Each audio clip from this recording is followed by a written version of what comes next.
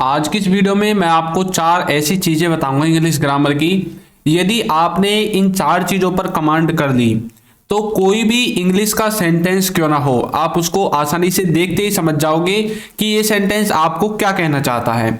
या फिर हिंदी का कोई भी वाक्य क्यों ना हो, उसको आप चुटकियों में इंग्लिश में ट्रांसलेट कर दोगे।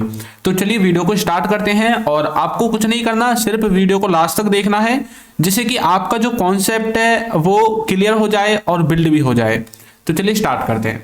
तो देखिए, सबसे पहले ना हमें एक बेसिक सी चीज समझने की जरूरत है कि what is helping verb. Helping verb क्या होती है, ये लगा लो आपका जो सेंटेंस होता है ना, उसमें उसको बनाने में उसके उसी सेंस को निकालने के लिए जो हेल्पिंग वर्ब है वो 50% काम करती है। ठीक है, अब देखिए यहां लिखा हुआ है समय और सब्जेक्ट के बारे में। ये जो हेल्पिंग वर्ब है ये हमें एक तो समय के बारे में बताती है और एक सब्जेक्ट के बारे में बताती है। अच्छा, समय के बारे में क्या बताएगी? समय के बारे में ये बताएगी कि हमारा जो भी काम है वो कब का है, प्रेजेंट का है, पास्ट का है, फ्यूचर का है। और इसमें भी ये बताएगी वो जो काम है वो चल रहा था, चल रहा है, या फिर हो चुका है, हो चुका था, या आने वाले समय में उसमें कोई प्रतिक्रिया होगी। ठीक है, ये सारी चीजें हमें क्या बताती हैं? हेल्पिंग वर्ब बताती हैं। ये तो हो गया समय।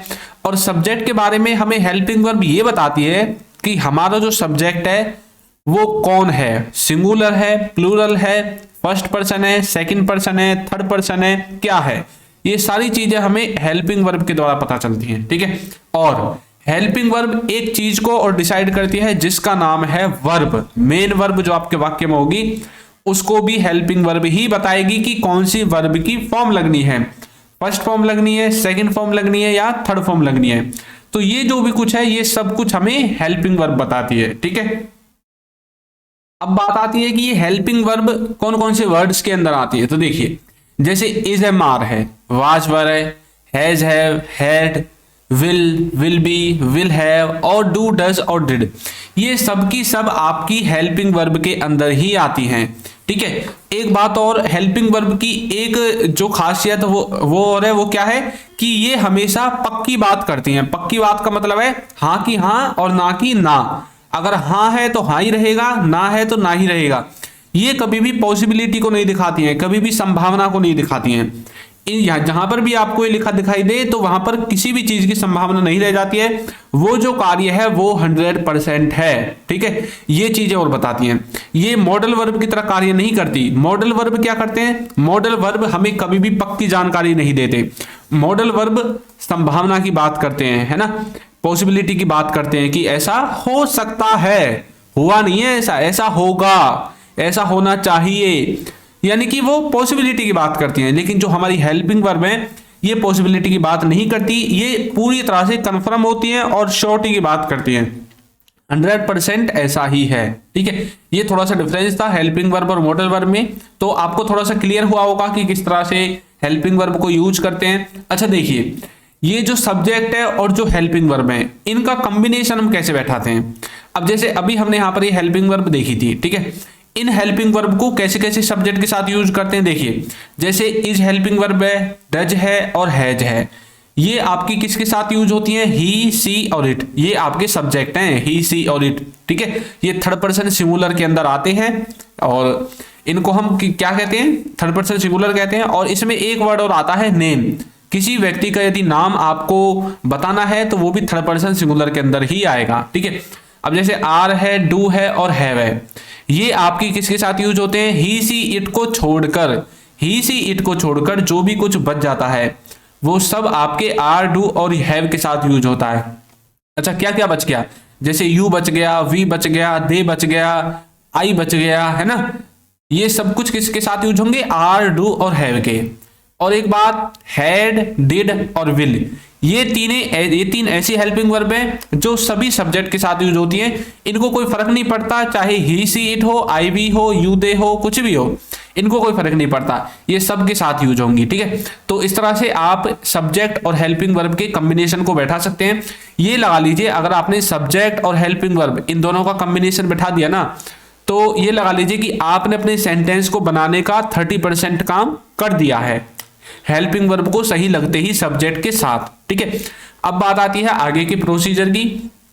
तो उससे पहले यदि अभी तक आपने हमारे कोर्स को ज्वाइन नहीं किया है तो हमारे कोर्स का लिंक आपको नीचे डिस्क्रिप्शन बॉक्स में मिल जाएगा, वहां से जाकर आप इसको ज्वाइन कर सकते हैं। इसमें हमने बेसिक से एडवांस लेवल तक क्लासेज को कवर किया है, क्लास नोट्स भी आपको मिलेंगे, प्रैक्टिस करने का मौका, A to Z video lectures, practice quiz, course certificate, सब कुछ आपको मिलेगा। लिंक मिलेगा डिस्क्रिप्शन बॉक्स में। प्राइस है सिर्फ 299। ठीक है, अभी प्राइस 299 है, बाद में बढ़ भी सकता है, तो अभी मौका है, जाकर ज्वाइन कर लीजिए। और यदि आप हमारी ई बुक्स परचेज करना चाहते हैं तो उनका लिंक भी आपको नीचे डिस्क्रिप्शन बॉक्स में मिल जाएगा। तो यहाँ पर देखिए सब्जेक्ट की तरह है। अब जैसे यहाँ पर देखिए, यहाँ पर एक चीज लिखी हुई है, राहुल सुबह से पढ़ रहा था। राहुल कब से पढ़ रहा था? सुबह से पढ़ रहा था। अब यहाँ पर हमने इंग्लिश में लिखा हुआ है Rahul had been studying since morning. Rahul सुबह से पढ़ रहा था। यदि यहीं पर हम ये वाला सेंटेंस लिखें, Rahul was been studying since morning.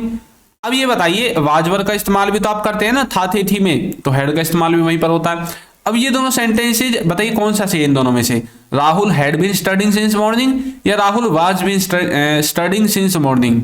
तो मैं आपको बता दूं कि इसमें से जो पहला वाला है हैड बीन वाला, ये आपका सही है, जो सेकंड वाला है गलत है। ठीक है, तो यहां पर अभी क्या गलती हुई है हमारे यहां पर कि हमने अपने जो सेंटेंस है, जो हिंदी का सेंटेंस है, इसके हिसाब से हेल्पिंग वर्ब नहीं लगाई।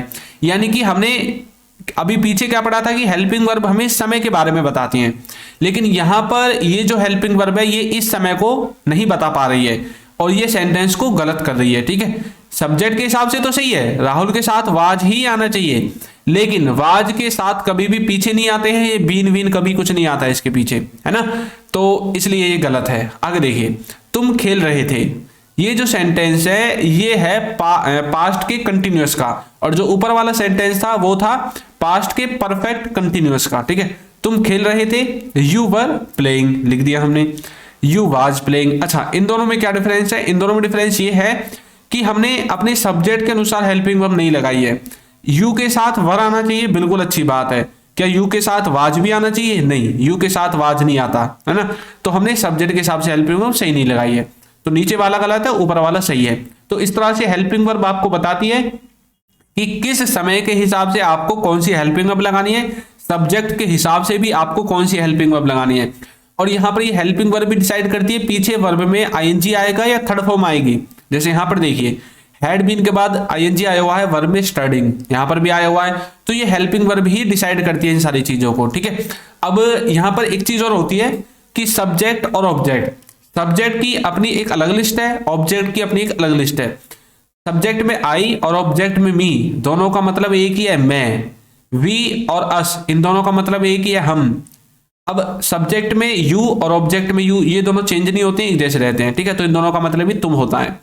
दे और देम, इन दोनों का मतलब भी वे है, लेकिन सब्जेक्ट के स्थान पर हम इनको यूज करते हैं और जहां पर ऑब्जेक्ट की बात आएगी तो इन वाले जो वर्ड्स हैं इनको यूज करते हैं। ठीक है, तो ये बात आपको याद रखनी है, कभी भी हम ऑब्जेक्ट को सब्जेक्ट के स्थान पर यूज नहीं कर सकते सिंपल सेंटेंसेज में, और ना सब्जेक्ट को ऑब्जेक्ट के स्थान पर यूज कर सकते। इनके जो वर्ड्स हैं वही आएंगे। ऐसा नहीं है कि मैं आ गया तो मैं मी से स्टार्ट कर सकता हूं, नहीं, मी से स्टार्ट नहीं करूंगा, मैं आई से ही स्टार्ट करूंगा, क्योंकि आई सब्जेक्ट है। ठीक है, इस तरह से आपको समझना है। अच्छा, एक और देखिए, यहां पर समय की जानकारी को एक बार थोड़ा सा मैं आपको क्लियर कराता हूं कि किस तरह से हम समय को डिसाइड करते हैं। यहां पर लिखा हुआ है he is watching, he has watched, he was watching, he had watched, he will be watching और he will have watched। ठीक है, अब ये 6 सेंटेंसेस यहां पर लिखे हुए हैं। अब हमें कैसे पता चलेगा कौन सा सेंटेंस कब का है, प्रेजेंट का है, पास्ट का है, या फ्यूचर का है, या फिर इंडेफिनेट है, कंटिन्यूअस है, परफेक्ट कंटिन्यूअस है, हमें कैसे पता चलेगा? यहां पर देखिए, यहां पर हमें क्या चीज बता रही है, इज हमें ये बता रहा है कि ये जो सेंटेंस है ये प्रेजेंट के कंटिन्यूअस का है। क्यों? क्योंकि आपने पढ़ा है इजमार हेल्पिंग वर्ब का उपयोग हम प्रेजेंट के कंटिन्यूअस में करते हैं, और इसके बाद जो वर्ब होगी उसमें आईएनजी आती है, तो ये प्रेजेंट का कंटिन्यूअस है। यहां पर हैज हमें बता रहा है कि ये प्रेजेंट का परफेक्ट है, क्योंकि हैज हैव का इस्तेमाल हम प्रेजेंट परफेक्ट में करते हैं, और उसके बाद जो भी वर्ब होगी उसमें थर्ड फॉर्म का इस्तेमाल करते हैं, है ना, तो दोनों प्रेजेंट के ही हैं। ठीक है, लेकिन ये कंटिन्यूटी को दिखाता है, ये कंटिन्यूटी को नहीं दिखाता है, ये ऐसे एक्शन को दिखाता है जो कंप्लीटेड है। ठीक है, पूरी तरह से कंप्लीट है जो। एक और देखिए, ही वाज वॉचिंग, ये क्या है, अब ऊपर वाला जो फर्स्ट नंबर का है और जो थर्ड नंबर का है, इन दोनों सेंटेंस में ही भी सेम है और वॉचिंग भी सेम है। तो ये अलग कैसे हुए हैं, ये अलग हुए हैं किसकी वजह से, इज और वाज की वजह से। ये हेल्पिंग वर्ब जो है इसको ये वाली हेल्पिंग वर्ब पास्ट में लेकर चली गई और ये इसको प्रेजेंट में लेकर चली गई। तो आपने देखा एक ही हेल्पिंग वर्ब को चेंज होने से सेंटेंस का पूरा सेंस चेंज हो गया। इसका मतलब है वह ही इज वॉचिंग, वह देख रहा है। नीचे वाले का मतलब है थर्ड वाले का ही वाज वॉचिंग, वह देख रहा था। ये प्रेजेंट में है, ये पास्ट में है। He had watched. अब सेकंड और फोर्थ को देखिए, दोनों सेम सेम है ना, सिर्फ ये हैज का हैड यहां पर हो गया। अब ये वाला प्रेजेंट परफेक्ट है और ये पास्ट परफेक्ट है। इसका मतलब है कि वह देख चुका है या फिर उसने देख लिया है सेकंड वाले का, और इसका मतलब है कि वह देख चुका था या उसने देख लिया था, है ना। तो देखिए एक ही हेल्पिंग वर्ब ने कैसे सेंटेंस को प्रेजेंट से पास्ट में और पास्ट से प्रेजेंट में कन्वर्ट कर दिया। इसी तरह से ही विल बी वॉचिंग, अब ये कंटिन्यूटी को दिखा रहा है, जहां जहां पर वॉचिंग है तो ये कंटिन्यूटी को दिखा रहे हैं। ये प्रेजेंट का है जिसमें इज है, जिसमें वाज है ये पास्ट का है, और जिसमें विल बी है ये फ्यूचर का है। तो देखिए यहाँ पर विल बी आते ही ये फ्यूचर का बन गया, और इसी तरह से यहाँ पर विल हैव आते ही ये भी फ्यूचर का बन गया। तो देखा आपने हमारी हेल्पिंग वर्ब कैसे हमें समय के बारे में जानकारी दे रही है, कैसे हमें कौन से समय में किसका यूज करना है, ये सब कुछ हमें हेल्पिंग वर्ब के ऊपर ही डिपेंड करना पड़ता है ना। और ये पीछे के जो वर्ब है ये भी देखिए, जहां पर कंटिन्यूटी की बात थी वहां पर तो वर्ब में आईएनजी थी, लेकिन जहां पर कंटिन्यूटी की बात नहीं है, जहां पर परफेक्ट की बात है वहां पर देखिए आईएनजी ना आकर ईडी लग गया सबके पीछे, थर्ड फॉर्म लग गई सबके पीछे। तो इस तरह से हेल्पिंग वर्ब हमें समय के बारे में जानकारी देती हैं और हमारी वर्ब को भी ये मतलब बताती हैं कि कौन सी वर्ब आनी है, फर्स्ट आनी है, सेकंड आनी है, थर्ड आनी है, कौन सी वर्ब आनी है। ठीक है, इस तरह से आप हेल्पिंग वर्ब को अच्छे से समझ सकते हैं। यदि आपने हेल्पिंग वर्ब को समझ लिया तो मैंने आपको बताया था 50% काम आपने अपने सेंटेंस का कर दिया है। अच्छा, ये जो हेल्पिंग वर्ब है, अब यहां पर देखिए एग्जांपल मैंने कुछ लिखे हुए हैं, समय और सब्जेक्ट के बारे में बताती है, ये तो मैंने आपको बता ही दिया था। जैसे कि यहां पर लिखा हुआ है पापा घर पहुंच गए हैं, पापा घर पहुंच गए हैं, यहां पर ये लिखा हुआ है। अब यहां पर मैंने लिख दिया पापा हैज रीच्ड होम, पापा घर पहुंच गए हैं, पापा हैज रीच्ड होम। अच्छा, ये जो सेंटेंस है ये प्रेजेंट के परफेक्ट का है। इंग्लिश में तो मुझे पता चल जाएगा हैज हैव को देखकर, हिंदी में कैसे पता चलेगा, हिंदी में पता चलेगा अभी आपने यदि पढ़ा होगा लिया है, गया है, दिया है, इस तरह के वर्ड्स आएंगे। या फिर कोई काम परफेक्टली खत्म हो गया है, मान लीजिए किसी ने आपके पास फोन करके पूछा कि भाई आपके पापा जी अभी पहुंचे हैं या नहीं पहुंचे आपके घर, आपने बोला हाँ पापा जी पहुंच गए हैं, मतलब उसने आपको प्रेजेंट के बारे में पूछा है और आपने भी प्रेजेंट के बारे में ही जवाब दिया है। तो प्रेजेंट तक कोई काम खत्म हो चुका है, आपके पापा के आने का काम घर तक खत्म हो चुका है ना, तो इसलिए इसको परफेक्ट में रखते हैं। वह खाना खा लेगा, वह खाना खा लेगा। अब ये जो सेंटेंस है ये फ्यूचर का है। किसी ने मुझसे पूछा यार उसने खाना नहीं खाया है, पता नहीं क्या हो गया उसको, मैंने बोला कोई बात नहीं वो खा लेगा, मतलब मैंने उसको फ्यूचर के बारे में, नियर फ्यूचर के बारे में बात बताई है, कोई बात नहीं खा लेगा थोड़ी बहुत देर में, है ना। तो ये फ्यूचर का है, तो बोलेंगे ही विल ईट फूड। अब हिंदी में तो हमें पता चल जाता है आसानी से कि सेंटेंस कब का है, प्रेजेंट का है या पास्ट का है या फ्यूचर का है। इंग्लिश में दिक्कत होती है, तो इंग्लिश के लिए मैंने आपको एक तरीका बताया है, क्या, हेल्पिंग वर्ब का। हेल्पिंग वर्ब आपको याद होनी चाहिए, कौन सी हेल्पिंग वर्ब कहां पर लगती है। तुमने उससे पूछा, तो यहां पर मैंने लिख दिया did you ask, did you ask, तुमने उससे पूछा।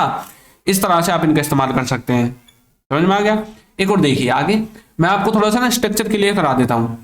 ये जो स्ट्रक्चर्स हैं ये आपने यदि याद कर लिए तो आप किसी भी सेंटेंस को आसानी से बना सकते हैं। यहां पर स्ट्रक्चर पहला सिंपल, फिर नेगेटिव, फिर इंटरोगेटिव और नेगेटिव दोनों का कॉम्बिनेशन है। सिंपल सेंटेंसेस को हम कैसे बनाते हैं, मतलब सिंपल जो टेंस होगा आपका उसको कैसे बनाएंगे।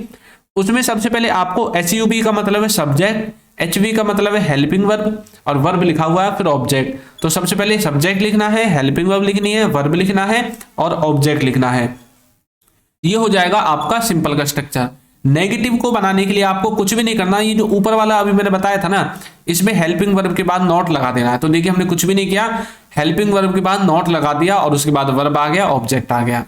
इंटरोगेटिव में क्या करना है, इसमें कुछ नहीं करना, ये जो हेल्पिंग वर्ब है इसको उठा के सब्जेक्ट से आगे रख देना है। तो देखिए हेल्पिंग वर्ब को हमने सब्जेक्ट से आगे रख दिया, फिर वर्ब बचा और ऑब्जेक्ट बचा, ये लिख दिया। नेगेटिव इंटरोगेटिव में क्या करना है, इसमें भी आपको कुछ नहीं करना। देखिए इंटरोगेटिव बनाना पहले तो इंटरोगेटिव का ये वाला उतार दिया हमने, ये उतर गया। नेगेटिव बनाने के लिए सब्जेक्ट के बाद नॉट लगा दिया। ठीक है, इस तरह से आप इन स्ट्रक्चर्स को बना सकते हैं। और हेल्पिंग वर्ब को याद करने के लिए मैंने नीचे जो है एक टेबल बना दी है, इसको आप याद कर सकते हैं। प्रेजेंट, पास्ट और फ्यूचर। प्रेजेंट में यूज होने वाली हेल्पिंग वर्ब है do, does, is, am, are और हैज, हैव। पास्ट में यूज होने वाली है डिड, वाज, वर और हैड। और फ्यूचर में यूज होने वाली है विल बी और विल हैव। ये आपकी फ्यूचर में यूज होती है, ठीक है। तो इस तरह से आप इनको इस्तेमाल कर सकते हैं। और यदि आपको टेंसेज के अंदर घुसना है तो प्रेजेंट के इंडेफिनिट में डू, डज, पास्ट के इंडेफिनिट में डिड, फ्यूचर के इंडेफिनिट में विल, प्रेजेंट के कंटिन्यूअस में इज, एम, आर, पास्ट के में वाज, वर और फ्यूचर के में विल बी। इस तरह से भी आप इन्हें देख सकते हैं। और इधर ऐसे ही हैज, हैव, हैड और विल हैव, ठीक है। समझ में आ गया आपको किस तरह से यूज करना है। अच्छा, अब जैसे मान लीजिए हम इनको यूज करते हैं हैज, हैव के साथ टू को। इनका मतलब होता है कि किसी को कोई काम करना है, किसी को कोई काम प्रेजेंट में करना है या नियर फ्यूचर में करना है, उसकी मजबूरी है वो काम करना। इसका स्ट्रक्चर देखिए, इसमें सबसे पहले सब्जेक्ट आया है, फिर आपकी हेल्पिंग वर्ब के रूप में हैज, हैव के साथ टू आया है, और फिर मेन वर्ब आई है जिसे वर्ब की फर्स्ट फॉर्म कहते हैं यहाँ पर, और ऑब्जेक्ट आया है। जैसे कि उसे देखना है तो बोलेंगे he has to watch, he has to watch. अब आप सोच रहे होंगे सर हैज, हैव के साथ वर्ब की थर्ड फॉर्म क्यों नहीं आई? तो देखिए हैज, हैव के बाद यदि कुछ नहीं होगा तब थर्ड फॉर्म आएगी। अब हैज, हैव के बाद यहाँ पर टू तो है, तो टू है इसलिए थर्ड फॉर्म नहीं आएगी, फर्स्ट फॉर्म आएगी। जब भी किसी भी हेल्पिंग वर्ब के बाद टू होगा तो वहां पर वर्ब की फर्स्ट फॉर्म आएगी, ये बात आपको याद रखनी है। उसे पढ़ना है तो बोलेंगे he has to study, he has to study. हमें खाना है तो बोलेंगे we have to eat, we have to eat. इस तरह से आप हैज, हैव के साथ टू का इस्तेमाल करेंगे। अब यदि हम हैड के साथ टू का इस्तेमाल करेंगे तो इसका मतलब है कि कोई काम करना पड़ा या कोई काम करना पड़ता था। स्ट्रक्चर में सबसे पहले सब्जेक्ट, फिर हैड टू, वर्ब की फर्स्ट फॉर्म और फिर ऑब्जेक्ट आएगा। जैसे कि मुझे जाना पड़ा तो बोलेंगे I had to go, I had to go. उसे खेलना पड़ता था तो बोलेंगे he had to play, he had to play. उसे खेलना पड़ता था। इस तरह से आप हैड टू का इस्तेमाल कर सकते हैं। और पीछे हमने अभी क्या पढ़ा था, हैज, हैव के साथ टू का, ठीक है। आगे देखिए, नेक्स्ट है हैविंग टू। अब देखिए जो भी हमने देखा है हैज, हैव और हैविंग को हम देख रहे हैं। हैविंग टू का मतलब है कि कोई काम करना पड़ रहा है, कोई काम करना पड़ रहा है। यहां पर देखिए सबसे पहले सब्जेक्ट आएगा, फिर हेल्पिंग वर्ब आएगी, फिर आपकी जो हैविंग टू है वो आ जाएगा, वर्ब की फर्स्ट फॉर्म और ऑब्जेक्ट। अब ये जो सेंटेंस है ना, ये प्रेजेंट और पास्ट दोनों में बन सकता है, पढ़ रहा है और पढ़ रहा था, ऐसे भी आप बोल सकते हैं। ये डिपेंड करेगा कि आपकी हेल्पिंग वर्ब क्या है। मुझे पढ़ना पड़ रहा है तो बोलूंगा I am having to study, I am having to study. उसे खेलना पड़ रहा है तो बोलेंगे he is having to play, he is having to play. तुमको नाचना पड़ रहा था तो बोलेंगे you were having to dance, you were having to dance. तो इस तरह से आप हैविंग टू का इस्तेमाल कर सकते हैं। अब मैं आपकी प्रैक्टिस के लिए एक सेंटेंस देता हूं, उसने खाना खा लिया है, उसने खाना खा लिया है। इसको आपको कमेंट करके बताना है कि इसकी सही इंग्लिश क्या होगी और कौन सा टेंस है। तो हमारा जो कोर्स है उसका लिंक आपको नीचे डिस्क्रिप्शन बॉक्स में मिल जाएगा, वहां से जाकर आप उसको ज्वाइन कर सकते हैं। तो आपको ये वीडियो कैसी लगी है जरूर बताइएगा। और यदि अभी तक आपने हमारे चैनल को सब्सक्राइब नहीं किया है तो चैनल को सब्सक्राइब कर दीजिए, वीडियो को लाइक कर दीजिए और एक अच्छा सा कमेंट करना बिल्कुल ना भूलें। Thank you.